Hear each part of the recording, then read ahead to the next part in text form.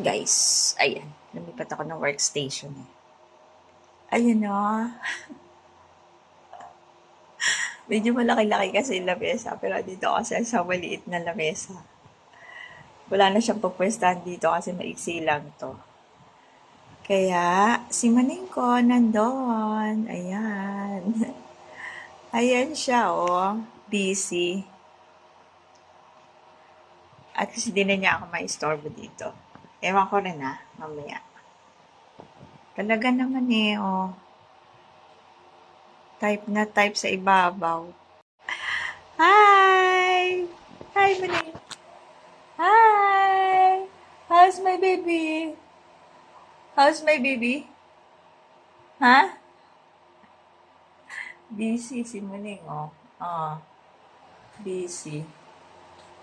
Ako, hindi mo na ako istorbohin dito, Muning. Ang liit-liit na nga na lamesa ko, oh. Naman.